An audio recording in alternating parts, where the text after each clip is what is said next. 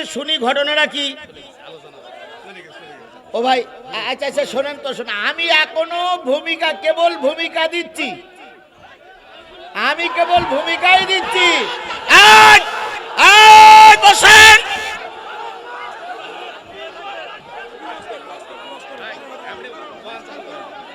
শ্রদ্ধার জায়গা থেকে উনি আমাকে সম্মানিত করেছেন। আমাকে যদি কেউ পীরগঞ্জের সম্মান দিতে না পারেন, আপনারা শুধু পীরগঞ্জের কয়েকজন মানুষকে নিয়ে ভাবছেন, গোটা বাংলাদেশে ঘুরে দেখুন, লক্ষ নয় কোটি কোটি মানুষ কোরআনের জন্য আমাকে সম্মান দেয়। কাজেই কেউ কথা বলবেন না, এখানে ব্যক্তি কেন্দ্রিক কোনো আলোচনা হবে না। ভুল ভাল বসবেন না, আমরা নয়দা নই, পাকিস্তান থেকে ভারত থেকে উড়ে আসেনি, মায়ানমার থেকে পাসপোর্ট করে এদেশে আসেনি। এদেশে তোমারও কথা বলার অধিকার আছে, আমারও কথা বলার অধিকার আছে। তুমি এদেশের এলাকার মানুষ, তাদের কি হয়েছে? তুমিও বাংলাদেশি, আমিও বাংলাদেশি। তোমার যদি কথা বলার অধিকার থাকে, আমারও কথা বলার অধিকার আছে। এটা আওয়ামী লীগের আমল নয়, এটা শহীদ আবু সাইদের রক্তের এলাকা। এখানে ফাসলামি করলে আস্ত কেউ বাড়ি ফিরে যেতে পারবে না। উচিত শিক্ষা দিয়ে জাতি তারে ঘরে পাঠিয়ে দেবে। আমার দাওয়াত করার সময় ভেবে বুঝে দাওয়াত করুনি। আমি কোন বাইলের গরু এটা জেনে বুঝে দাওয়াত করতে হতো। কথা শুরু করতে পারলাম না, তার আগে ব্রেক করতে দাও। আমার দাওয়াত করা দরকার কি? ম্যান মেনে হুজুর দাওয়াত করতে পারোনি। আমি কি পীরগঞ্জে নতুন এসেছি? এই কথা বলেন, পীরগঞ্জে নতুন এসেছি?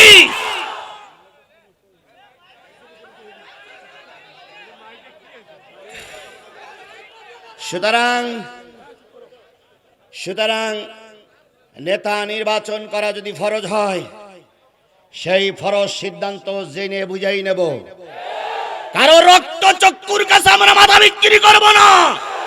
শহীদ আবু সাইদ রক্ত দিয়ে বুঝায় গেছে, হাদি রক্ত দিয়ে বুঝায় গেছে, রক্ত যদি দিতে হয় আবারও রক্ত দেব, কিন্তু কোন জালেমের কাছে মাথা নত করব না। কারা কারা রাজি আছো? দুই হাত উঁচু করে আল্লাহরে দেখাও।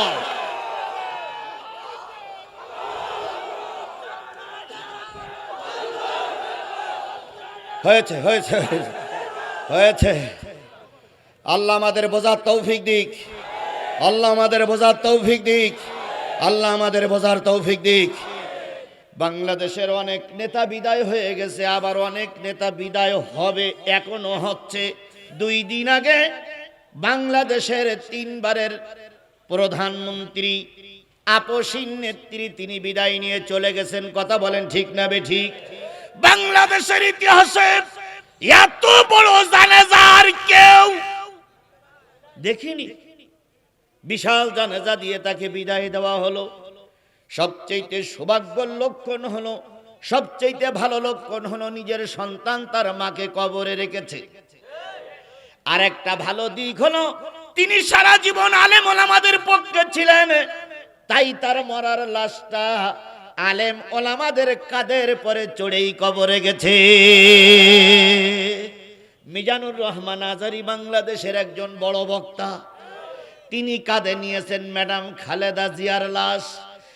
এরপরে মামুনুল হক, তিনি আর একজন কওমি ঘরানার বড় বক্তা, বড় আলেম, তিনিও নিয়েছেন ম্যাডামের লাশ। সুতরাং সবারই লাশ সবারই কাঁধে ওঠে না, যারা ভালো লোক লাশটা ভালো লোকের কাঁধেই ওঠে। আল্লাহই ভালো জানে, আল্লাহই ভালো জানে, আল্লাহই ভালো জানে। তবে কিছু লক্ষণ দেখলে বোঝা যায়।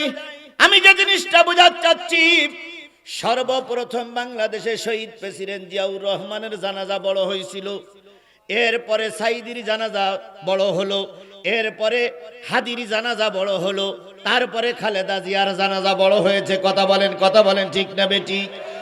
আল্লাহর গোলামেরা সব চলে গেছে, সবাইকে আল্লাহ মাফ করে দিক।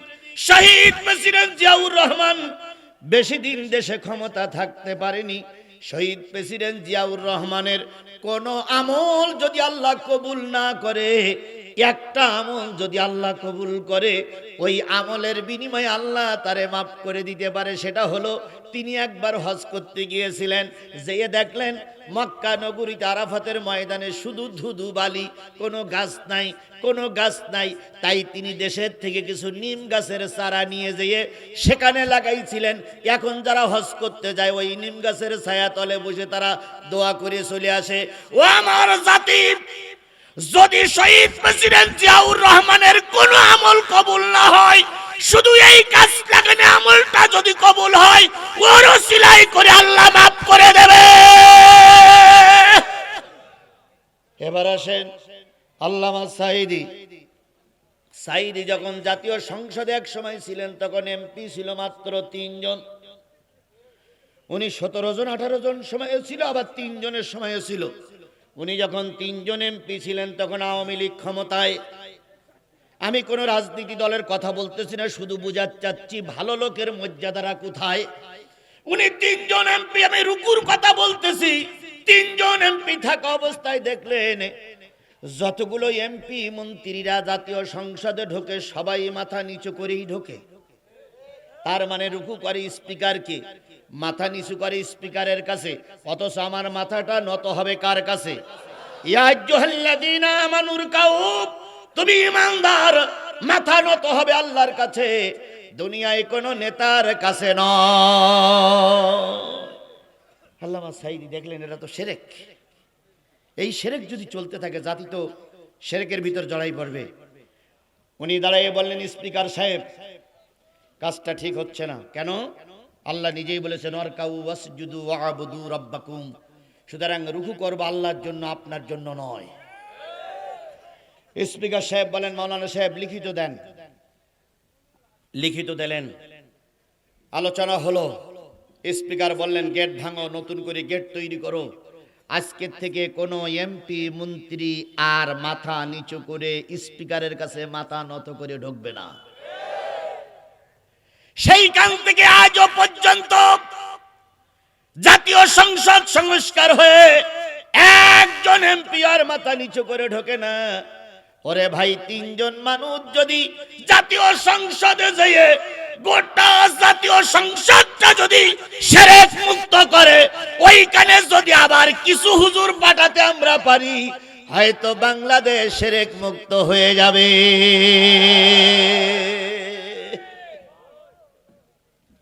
আল্লাহ আমাদের বোঝার তৌফিক দিক। আর একটু জোরে বলেন, আরো জোরে বলেন। আমরা বুঝি একটা আর বোঝে আর একটা, আমরা বলি একটা আর হয় আর একটা। কত গালাগালি যে আমাদের শুনতে হচ্ছে রে ভাই। আসলে জিনিসটা জাতি বোঝে না। কেন যে বোঝে না তাও বোঝে না।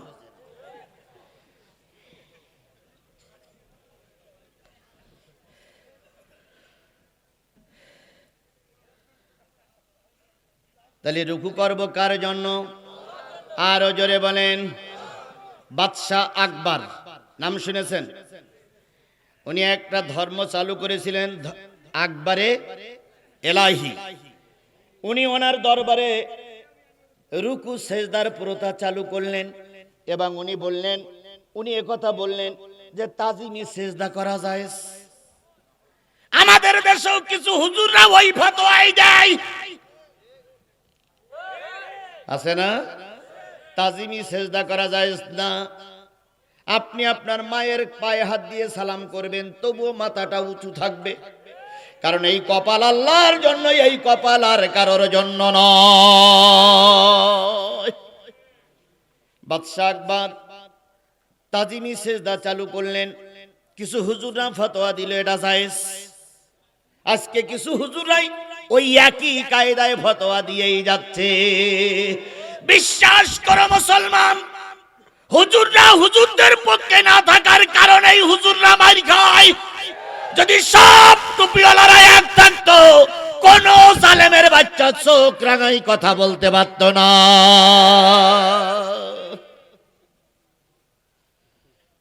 বাদশাহ আকবর যখন চালু করলেন, তখন ওই জামানায় একজন মুজাদ্দিদ ছিল, মুজাদ্দিদ আল পেসানি রাহমাতুল্লাহি আলাইহি। উনি বললেন না, এই সেজদা জায়েজ নাই।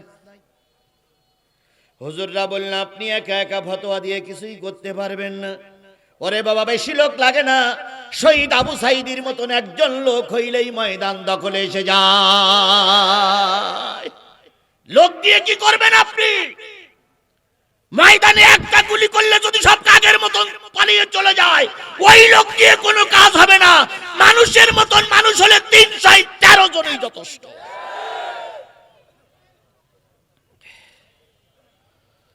এবার যখন মুজাদ্দেদ আল পেসানি কোনো রকম মেনে নিচ্ছিলেন না, তখন তিনি বললেন যে হুজুরকে, বাদশাহ আকবর বললেন হুজুরকে আমার দরবারে ডাকো, আজকে দাওয়াত। এখন বাদশাহ যখন দাওয়াত করলো, তখন রাহাবারকে বলল দাওয়াত তো করতেছো ভাই, আমি কিন্তু সেজদা দিতে পারবো না। কয় না, সেজদা দিতে পারবা কি না পারবা বাদশার নাম কাছে যেই বলবা, ওটা আমার কাছে বলার দরকার নেই। মুজাদ্দেদ আল পেসানি রহমাতুল্লাহ আলাইহি তিনি যাচ্ছেন, যে দেখে রাজ দরবারে একটা গেট করা আছে, ঢুকলেই মাথা নত করে ঢুকতে হবে। এখন উনি চিন্তা করলেন, যদি এখন মাথা নত করে ঢুকি তাহলে তো সেই রুকু আল্লাহর জন্য হলো না, সেজদা আল্লাহর জন্য হলো না, হলো কার জন্য? বাদশার জন্য। উনি অনেকক্ষণ দাঁড়িয়ে থেকে এবার মাথা না ঢুকিয়ে পা ঢুকিয়ে দিলেন। আচ্ছা বলুন তো, পা যখন ঢুকিয়ে দিয়েছে তখন বাদশাহ আনন্দিত না ক্ষিপ্ত? বাদশাহ বলতেছে মৌলবীর এত বড় সাহস, 3 পৃষ্ঠা পড়া মৌলবী, আমি বাদশাহ দরবারে মাথা না ঢুকিয়ে পা ঢুকিয়ে দিল, এই হুজুরির ধস। মিলাইয়ে নিয়েন, আজও অহংকারী লোকেরা আমাদের সমাজে আছে। একজনেরা বলেছিল আমরা পালাই না, আমরা পালাবো না।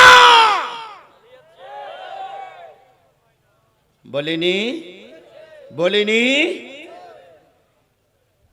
জিয়াউর রহমানের ক্ষমতা ছিল না, কিন্তু জিয়াউর রহমানের দল পালাই যায়নি।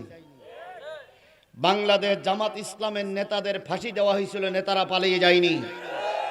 এরশাদ সাহেবের দল ক্ষমতার থেকে নেমেছিল, পালাই যায়নি। কিন্তু অহংকারীদের এমন অবস্থায় পালাই যেতে হয়েছে, শেষ পর্যন্ত দুপুরের বিরানু কপালে জুটিনি। শিক্ষা নাও, শিক্ষা নাও, শিক্ষা নাও। আল্লাহ সব গুনাহ মাফ করে, অহংকারের গুনাহ মাফ আল্লাহ। যারাই অহংকার করবে তাদের অবস্থা এরকমই হবে, যুগে যুগে শিক্ষা নাও। মুজাদ্দেদ আল পেসানি রহমাতুল্লাহ আলাইহি যখনই পা ঢুকাই দিল, বাদশা নামদার খেপে গেল, ধর হুজুর দিয়ে নাস্তা কর। সবাই এসলো হুজুরির ধরার জন্য। হুজুর অটল, কারণ হুজুর কার পক্ষে আছে? জোরে বলেন, কার পক্ষে আছে? ও পীরগঞ্জের মানুষেরা শুনে রাখো, তুমি আল্লাহর কোরআন এবং রাসূলের পক্ষে থাকো। তোমার দলে যদি কেউ না থাকে, তোমাকে আল্লাহ বিজয়ের মালা পরিয়ে ঘরে তুলবে। যাদের হৃদয় আছে আল্লাহর ভয়, তারা কভু পথ ভুলে যায় না, তারা কভু পথ ভুলে যায় না। আল্লাহর প্রেম ছাড়া এই দুনিয়ায় কারো কাছে কোনো কিছু চায় না।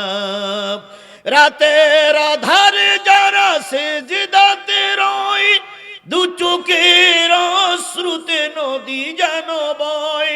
ছলনার হাত ছানি যতই আসুক, ছলনার হাত ছানি যতই আসুক, পিছনে ফিরেও তাকায় না। যাদের হৃদয় আছে আল্লাহর ভয়, তারা কভু পথ ভুলে যায় না। আরে ভাই, তোমার আমার সঙ্গে কেউ নাই, থাকার দরকার কার? আরো জোরে বলেন, তোমার আমার সঙ্গে যদি আল্লাহ থাকে, অত ভয় করা লাগবে না, বিজয়ের মালা পরাবে। মুজাদ্দেদ আল পেছানি যখন এই কাজ করে গেলেন, বাদশাহ আকবর খেপা, হুজুর সাহস কি, আপনার পিছনে ডাইনে সামনে কোনো লোক নাই, আমি একজন প্রতিষ্ঠিত ভারতের গভর্নর, প্রতিষ্ঠিত ভারতের সরকার, আর তুমি মাথা নিচু না করি পা ঢুকাইলে তোমার চামড়া খুলি ফেলবো। হুজুর বলতেছে আলহামদুলিল্লাহ, আলহামদুলিল্লাহ। তবে একটা জিনিস মনে রেখো বাদশা, তুমি অনেক বড় হতে পারো, তোমার পক্ষে অনেক প্রজা থাকতে পারে, নেতা থাকতে পারে, কিন্তু আমার পক্ষে একজন আছেন, তিনি হচ্ছেন আল্লাহ। মুজাদ্দেদ আল পেছানির কথা শুনে বাদশা আকবর দাঁড়িয়ে বললেন, আপনার এত সাহস কে দিল? জানেন যে সবাই আমার কাছে রুকু করে ঢোকে, আপনি রুকু না করে পা ঢুকালেন কেন? তা বলতেছে আল্লাহর নির্দেশ হচ্ছে ওয়ারকাউ ওয়াসজুদু ওয়াবুদু রাব্বাকুম, রুকু করো, সেজদা করো, গোলামি করো, কার জন্য? তাহলে আমি রুকু করব আল্লাহর জন্য, তোমার কাছে করব কেন?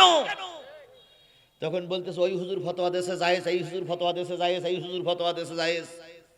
মুজাদ্দেদ আল পেছানি বললেন, কোন হুজুর ফতোয়া দিল জায়েজ আর কোন হুজুর ফতোয়া দিল না জায়েজ ওটা আমার জানার বিষয় নয়। আমার জানার বিষয় আল্লাহর কোরআনে বলেছে, আমার মাথা আল্লাহর কাছে ছাড়া কারোর কাছে নত হবে। বাদশা আকবর বললেন, কে আসো? জি মন্ত্রীরা হাজির। এই হুজুর বাড়ি যাওয়ার আগে যে বাইরে একটা হুজুরের ঝুপড়ি আছে, যেখানে বসে হুজুর জিকির আজকার তাসবিহ তাহলিল মানুষের জ্ঞানের উপদেশ দেয়, এইটারে ভেঙে দাও, মাটির সঙ্গে মিশিয়ে দাও, যাতে করে হুজুর বসতে না পারে। মুজাদ্দেদ আল পেছানি রাহমাতুল্লাহ আলাইহি মিসকে হাসি দিয়ে বললেন, বাদশাহ তোমার হুকুম পালন হওয়ার আগে তুমি তোমার জায়গায় বসতে পারবা কিনা হিসেব করে দেখো।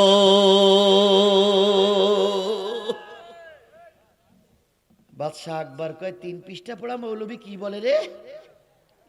হইল যার মৌলবি, আর আমি আর আমার সামনে দাঁড়িয়ে বাকবাকুম করে 3 পৃষ্ঠা পড়া মৌলবি, যাও তুমি দোয়া নিয়ে চলে যাও। ইতিহাস সাক্ষী, মুজাদ্দেদ আল পেছানি রাহমাতুল্লাহ আলাইহি বাদশার দরবার থেকে বেরিয়ে আসলেন। বেরিয়ে এসে যখন বাইরে বেরোলেন, এদিকে নেতা কর্মীরা গেছে হুজুরের বাড়িটা ভেঙে দেওয়ার জন্য। প্রচন্ড মেঘ হলো, এমন মেঘ হলো, সেই মেঘে প্রচন্ড বাতাস বইতে শুরু করলো। বাতাসে সমস্ত দেশ উলট পালট হচ্ছে, এমনকি সরকার বাহাদুর যে জাতীয় সংসদে বসে রয়েছে সেটাও উলট পালট হচ্ছে। এক পর্যায়ে জাতীয় সংসদের নিচে বাদশা আকবরের বাড়ির পিছনে ছিল একটা বিরাট বট গাছ, ওই বট গাছ ভেঙে বাদশা আকবরের ঘাড়ের পরেই পড়েছে। তাতেই বাদশা আকবর কুপকাত হয়ে গেল। হুজুর ঠিকই ঝড়ের ভিতরে জায়গায় পৌঁছে গেছে।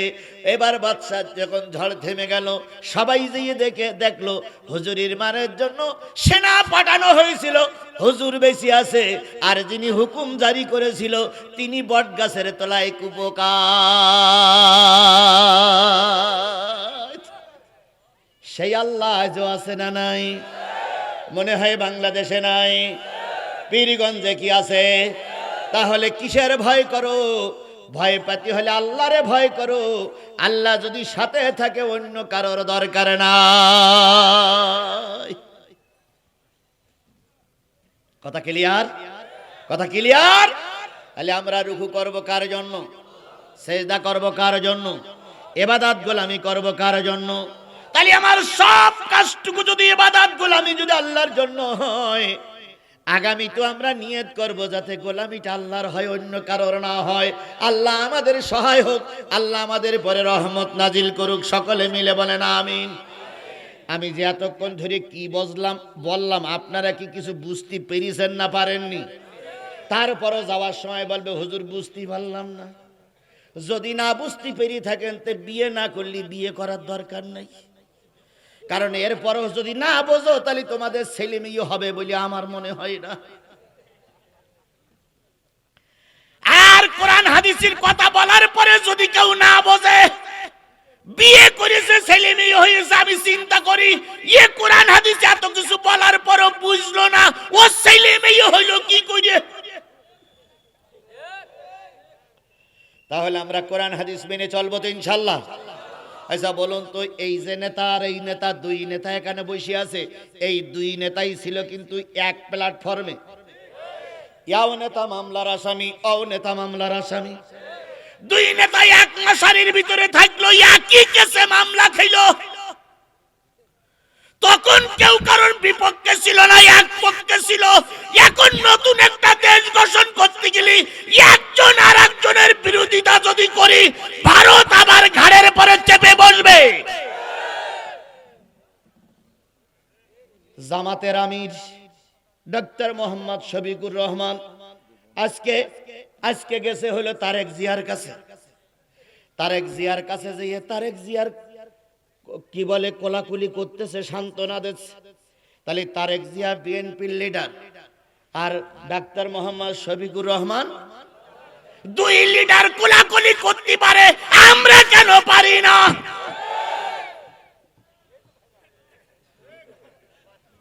এই কথা বলেন, কথা বলেন, কথা বলেন। সুতরাং রাজনীতি করার অধিকার সবার আছে, কিন্তু সবার ভিতর থেকে আমাদের দেশটা কিন্তু বড়। দেশের স্বার্থে সবাইকে এক হতে হবে। জনগণ যদি বিএনপির সাপোর্ট করে আমরা স্যালুট জানাবো, জনগণ যদি জামাতের সাপোর্ট করে আমরা স্যালুট জানাবো, তবে গুতুগুতি করে সমাজ নষ্ট করব। আল্লাহ আমাদের বোঝার তৌফিক দিক। বুঝলেন তো বুঝলেন, না বুঝলেন তো কসু কসু কসু।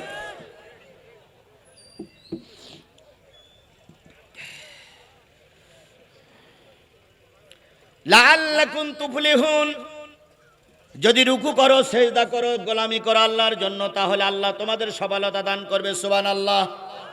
এবার আল্লাহ রাব্বুল আলামিন বলতেছে, ওয়াজাহিদু ফিল্লাহি হাক্কা জিহাদি, জিহাদের হক আদায় করে জিহাদ করো। এইবার কিছু মানুষের মনের ভিতরে জিহাদ মানে মারামারি নয়, জিহাদ মানে কাটাকাটি নয়, জিহাদ মানে খুনোখুনি নয়, জিহাদ মানে একজন আর একজনের কাল্লা আলাদা করে দেওয়া নয়, জিহাদ মানে হলো চেষ্টা করা। জিহাদ মানে কি? আবু সাইদ জীবনের রক্ত দিয়ে চেষ্টা করে গেছে স্বাধীন দেশে স্বাধীন পতাকা উড়ুক, এটাই হলো আবু সাইদের জন্য জিহাদ। কালকে শুক্রবার মসজিদের ইমাম মেম্বারের পরে দাঁড়িয়ে কোরআন হাদিস বিজয়ের পক্ষে কথা বলবে, ওটাই ওয়াজের মাধ্যমে ইমাম সাহেবের জিহাদ। একজন লিখতেছে কোরআন হাদিসের পক্ষে, দেশের পক্ষে, ওটাই তার লিকুনির জিহাদ। একজন মঞ্চে বসে ওয়াজ করতেছে, ওটা তার বক্তৃতা জগতের জিহাদ। কথা বলেন। কিছু লোক ভোটের মাধ্যমে দিন কায়েমের পক্ষে কাজ করবে, ওটা তার ভোটের মাধ্যমের জিহাদ। কথা ক্লিয়ার? কথা ক্লিয়ার? ও ভাই, আমি আপনাদের বলি, আমি যখন আওয়ামী লীগের সময় ওয়াজ করতাম, তখন এরা বিএনপি জামাতের লোকেরা মঞ্চে বসে থাকতো, থেকে যাওয়ার সময় 500 টাকার নোট দিতে আর বলতে, বাঘের বাচ্চা আপনি এই মুহূর্তে এই কথাগুলো বললেন, সত্যি আপনাকে ধন্যবাদ। তো তখন বললে বাঘের বাচ্চা হয়েছে, আর এখন কথা বললে মানুষের কাছে খারাপ হয়ে যায়। ভাই, অনেক লোক দোয়া করে, আল্লাহ এত লোক মরে তা হুজুর মরে না কে? মহা বিপদে আছি রে ভাই। আগে কথা বললিছিলাম বাঘের বাচ্চা, আর এখন কথা বললি পর কয় হুজুরির কলেরা হয় না কে? তাহলে কোন জ্বালায় পড়িছি রে ভাই। এখন ওয়াজ করাও জ্বালা, না করাও জ্বালা, খুব বিপদ। একবার ওয়াজ করতে গেছি বগুড়ায়, তো 12টা পর্যন্ত ওয়াজ হয়েছে। ওয়াজ হওয়ার পরে দেখলাম 17 জন পুলিশ ঢুকেছে। কয়জন? ওই মাহফিলটা দিয়েছে ছাত্র দল আর ছাত্র শিবির। ছাত্র দল এনাদের, শিবির ওনাদের। আমি বলো কোনো দিক না ভাই, ওনারা শিবির, এনারা হলো দুই দলে মাহফিল দিয়েছে। কোরআন শরীফ সামনে, দুই দলে মাহফিল দিয়েছে। এখন মাহফিল দেওয়ার পরে থানাতে বলেছে, যত বক্তা নেই ওয়াজ হবে, জিহাদি আসলে হবে না, ওরা বাদ। কমিটি বলতেছে, স্যার সবকিছু করি ফেলাইছি, এখন কোনো কথা নাই, জিহাদি আসলে কমিটিরও ধরবো, জিহাদিরও ধরবো। ছাত্র দল আর শিবিরেরা দুজন চিন্তা করেছে মাহফিল করবো, তাই যা হয় হবে। এখন সবাই এক জায়গায় বসে বলতেছে মাহফিল করতে গেলে তো একটা সভাপতির দরকার, তা সভাপতি হবে কেটা? গ্রামের কোনো লোক বলতেছে না আমি সভাপতি হব না, হলি ও ধন্য যাবে, আমিও হব না। আর ও জিহাদির বারণ করলেও শুনবে না, ও আমার ধন্য যাবে, আমি সভাপতি হব না। এখন একজন প্রাইমারি স্কুলের মাস্টার রিটায়ার্ড হয়ে গেছে, তিনি হজ করে এসেছে, 70-75 বছর বয়স। সবাই যে বলছে চাচা এই পরশুদিনের মাহফিল আপনি সভাপতি। ওরে না বাবা, 80 বুড়ো বয়সে 80, অত সভাপতি হব না। তা বলতে চাচা 5000 টাকা দেবেন আপনার। চাচা বলতে কেন? কয় সভাপতি হওয়ার জন্য। তা চাচা একটু নত হইস, মানে সভাপতিরা টাকা দেয় আর সভাপতি বানানো হচ্ছে কি দিয়ে? টাকা দিয়ে। এখন সভাপতি মাহফিলে আছে, আমি অস করতে করতে পিছনে আর কেউ নেই, সব চলে গেছে। সভাপতি আছে বুড়ো মানুষ।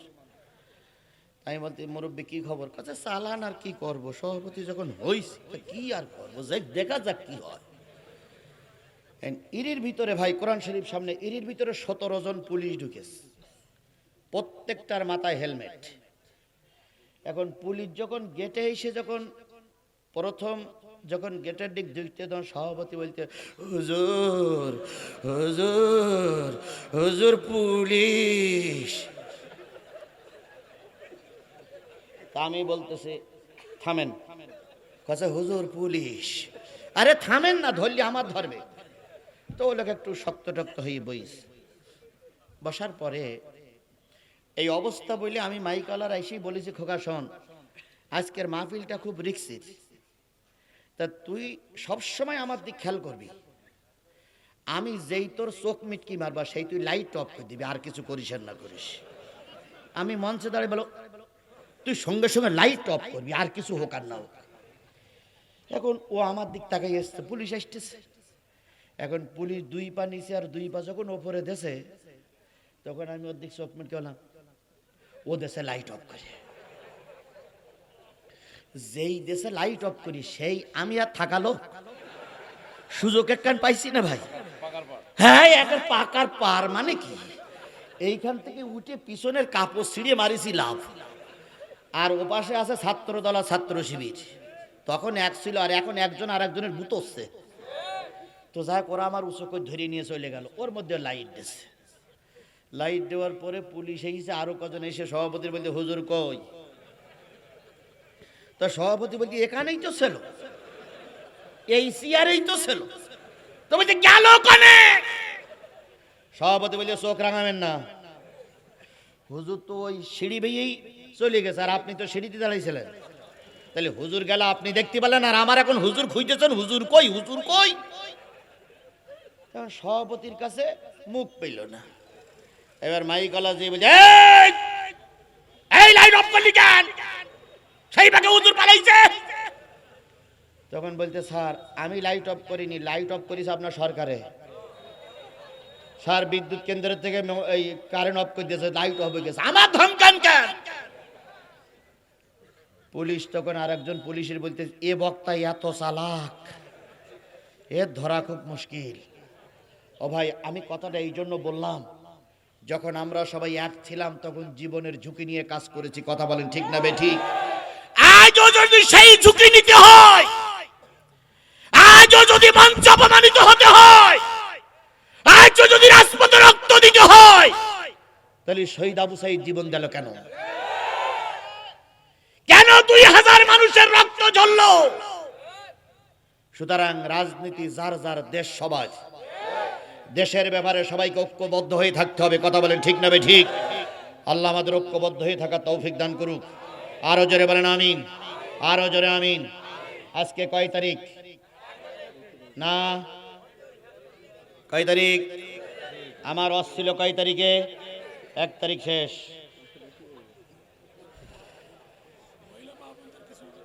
আপনি বলেন, আমি বলতে পারবো না। হুয়াস্তাবাকুম, এই জিহাদ করার জন্যই তোমাদের তৈরি করা হয়েছে। আর দিনের ব্যাপারে কোনো বাড়াবাড়ি নেই। তোমার আমার মুসলিম মিল্লাতের পিতার নাম হলো ইব্রাহিম আলাইহিস সালাম। কথা বলেন ঠিক না ঠিক? ইব্রাহিম ছাড়া অন্য কোনো পিতা আমরা মানতে রাজি না। বলুন তো মুসলমানদের পিতা কয়জন? না, তিনজন। একটা হলো আদি পিতা, আরেকটা হলো মুসলিম মিল্লাতের পিতা, আরেকটা হলো জন্ম দেওয়া পিতা। এই তিন পিতা ছাড়া অন্য কোনো পিতা আমরা মানব না। তাহলে আমার জন্মদাতা পিতা একজন আছেন, ইব্রাহিম আমার জাতির পিতা। কথা বলেন ঠিক না বেঠিক? তিনি আমার নাম রেখেছেন মুসলমান। এই কোরআনেই মুসলমান, অন্য কিতাবে ছিল মুসলমান, যাতে করে তোমরা সাক্ষী থাকতে পারো, অন্য লোকেরা সাক্ষী হয়। এবার আপনাদের জন্য নসিহাত, এবার আপনাদের জন্য নসিহাত। এতক্ষণ নেতার নসিহাত করেছি, 4টে বিষয়ের পরে কথা বলেছি, এবার আপনাদের জন্য নসিহাত বলবো। ফাকিমুস সালাতা ওয়া আতুজ যাকাতা ওয়া আতাসিমু বিল্লাহ।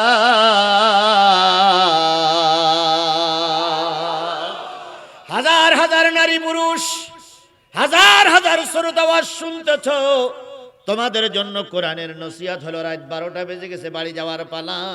তোমাদের জন্য নসিহত, যতদিন বেঁচে থাকবা 5 ওয়াক্ত নামাজ পড়বা। 5 ওয়াক্ত নামাজ কাজা করা যাবে না।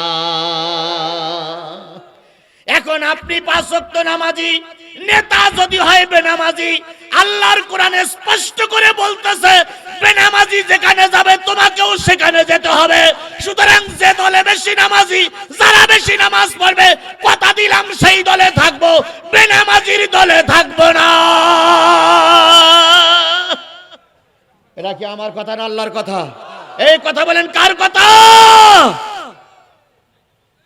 অত যাকাত, যারা যাকাত আদায় করে তাদের সঙ্গে থাকবো। শেষে আরেকটা কথা আছে, বলবো, রাগ করবেন না তো? ওয়াতাসিমু বিল্লাহ, আল্লাহর দিন প্রতিষ্ঠার জন্য সবাইকে এক থাকতে বলেছেন কে? জোরে বলেন কে? আরো জোরে বলেন কে? তাহলে আল্লাহর দিন প্রতিষ্ঠার জন্য একতা না থাকলে দিন প্রতিষ্ঠা করা যাবে? তাহলে দিন প্রতিষ্ঠার ব্যাপারে আমরা সবাই এক, ইনশাআল্লাহ, ইনশাআল্লাহ, ইনশাআল্লাহ। তিনি তোমাদের মাওলা, তিনি তোমাদের উত্তম মাওলা, তিনি তোমাদের উত্তম সাহায্যকারী। আফজালুল জিহাদ কালিমাতুল হক ইনদা সুলতানুন জায়ের। সবচেয়ে বড় জিহাদ হচ্ছে জালেম শাসকের সামনে সত্য কথা বলা। আমরা সত্যের পক্ষে থাকব, মিথ্যার পক্ষে অবস্থান নেব। আশা করি আমার কথাগুলো আপনারা বুঝতে পেরেছেন। আগামীতে থাকবো তাহলে কিসের পক্ষে? জোরে বলেন কিসের পক্ষে? আরে ভাই, বিএনপি করি, জামাত করি, তারপর চরমনাই করি, হেফাজত করি, কোরআন তো সবাই। আমি যদি বলি কোরআনের পক্ষে থাকতে হবে, বিএনপির নেতা কি বলবে আমি থাকবো না? এ কথা বলার অধিকার বিএনপির আছে? এ কথা বলার অধিকার এই নেতার আছে? তাহলে এই নেতা যদি বলে আমি কোরআনের পক্ষে থাকবো, তার ঈমানই থাকবে না। তাহলে আমরা কোরআনের পক্ষে থাকবো ইনশাআল্লাহ। কোরআন দিয়ে নামাজ নেতা পড়ে না পড়ে না? কোরআন দিয়ে হজ নেতা করে না করে না? তাহলে নেতা তো কোরআনের পক্ষেই। আল্লাহ বোঝার, আমল করার এবং কোরআন বুকে নিয়ে বেঁচে থাকার তৌফিক দান করুক।